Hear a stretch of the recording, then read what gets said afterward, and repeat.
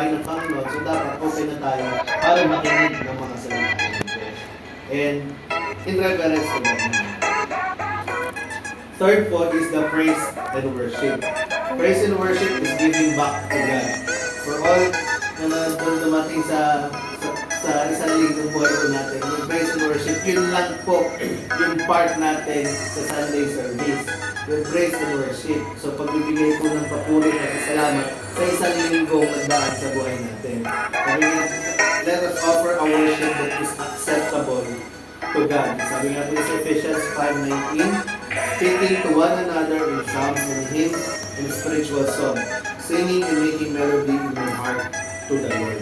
So sana po, focus tayo na maibigay yung part natin. Kasi tayo po tayo naman yung part ng praise and worship para sa ating tulong na mananambahan. Ibigay po natin yung the best na papuri pasasalamat sa Panginoon. Dahil sa isang linggo nagdaan ng buhay natin, patuloy na iningatan, patuloy tayo binigyan ng katulungan ng Panginoon, patuloy na protection, provision ng Panginoon. So yun lang po. So sana hindi po tayo yung typical na nakikita na mananambahan yung naka-stare lang, pag-praise and worship. Siyempre, pagbago po tayo, siyempre nalibalo tayo. Wala naman sa mga natin yung pumapalakpak, sumasayaw, nag-ahalumira, wala naman gano'n. So, hindi naman in-expect ng Panginoon na 100%. Sabi nga po, may process. Hindi in-expect ng Panginoon na 100% kung hindi ginagawa ng karamihan natin.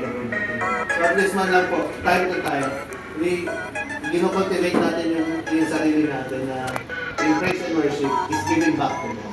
So, kung ano yung binigay sa atin nila, ibinapalit lang natin sa pamamaraan ng pagpapuri at pagpapasalamat. So, sana yung all out na pasasalamat, all out na pagpupuri. Hindi na, yung lagi po natin sinasabi na wala na tayo pakialam sa katabi natin.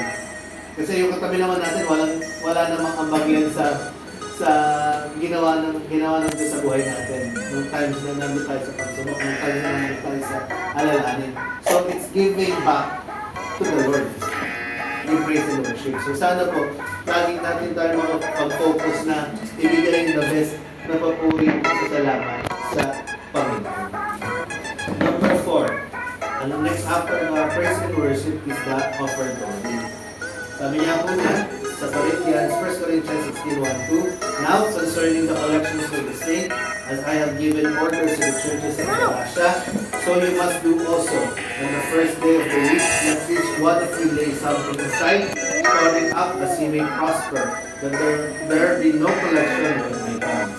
Yung pagbibigay po naman natin sa Panginoon. So, bahagi din po na naway natin sa church yung pagbibigay. So, inaasahan din po ng Panginoon na ibigay natin yung ating mga ikapot or offerings sa ating Panginoon. Sabi nga po niya sa Malakay 3:10, bring all the tithes into the storehouse, that there may be food in my house. And try me now in this, says the Lord of hosts, if I will not open for you the windows of heaven, and pour out for you such blessings that there will not be room enough to receive it. So, inaasahan po, ano po ba yung panggagamit natin para mapatuloy yung church natin? Ano po ba yung inaasahan natin para maiayos yung church natin? Siyempre, sa mga ikapot lang din naman po natin. And sabi nga po, yung ikapot na part of itinita natin ay para sa Panginoon. So, hindi naman po atin yun. Binibigay sa atin ng Panginoon 90%. Atin. Yung 10% lang yung or more than yung offerings na po natin. Love offerings. Yung tithes and offering. Yung tithes is 10% ng offering. Wala pong limit yun sa 10%. Offering nyo po yun sa Panginoon o sa gawain para sa Panginoon. So bilang bagong mananabahan na sabi po tayo, nagawin natin yung parte natin sa iglesia sa pamamaraan ng pagbibigay ng offerings. Sa offering. Next, after the offertory po, is number 5, listening to the Word of God. When we listen, transformation happens. So sabi nga, paulit-ulit po sinasabi na in repetition comes retention. So sa pakikinig ng salita ng Diyos, para mabago tayo, makinig tayo makinig. Hindi naman natin nalalaman na mali pala magsinungaling kung hindi natin narinig paulit-ulit na kasalanan ng magsinungaling, mali ang magsinungaling. So, pag na-inculcate sa utak natin, sa utak natin na, ay, mali kasalanan. So at least matatanda natin na pag gagawa tayo ng kasalanan ngayon, alam natin na mali yun. So hindi natin ito ulitin. So we need to listen to the Word of God. And the Word of God, yung pinaka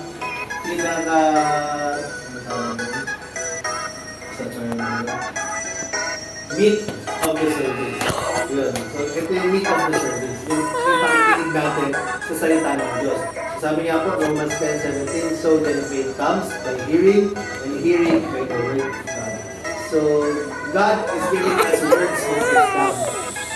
Yung part ng pakikinig po natin, binibigyan po tayo ng Diyos ng wisdom, knowledge, na nanggagaling sa Kanya. Ginagamit lang pong vessel, ang pastor, ang preacher, para sa mga salita na pinapakain po sa atin. Pero, typically, it's God talking to us. The Word of God. So, siya yung sa pagmamagitan ng Word of God, siya yung kumakausap sa atin para natin isasolve yung problema natin.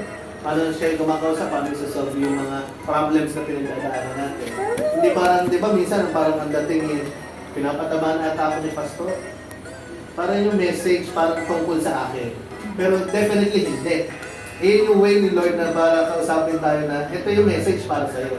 Hindi ka pinapatamaan. Sakto, malay ba ni Pastor na kung anong preacher, kung anong pinagdadaanan natin. Maaaring meron pong tayo na malalaman niya, pero hindi necessarily na alam niya lahat yung nangyayari sa buhay natin. So, pag feeling natin, ay parang tinamaan ako dun sa message, parang pinapatamaan ako dun sa message. Baka yun yung way ni Lord para makausap ta. Makidaan yung mensahe sa pinagdadaanan po natin. So, napaka-importante po ng pakikinig ng salita ng Diyos. And every time po na may nagsasalita ng Word of God, hindi intentionally na patamaan ka. Baka nagamit lang yung sitwasyon natin. Pero most likely, ang preaching is general in terms. So, hindi naman namin alam, hindi naman alam yung pastor kung ano pinagdadaanan niya.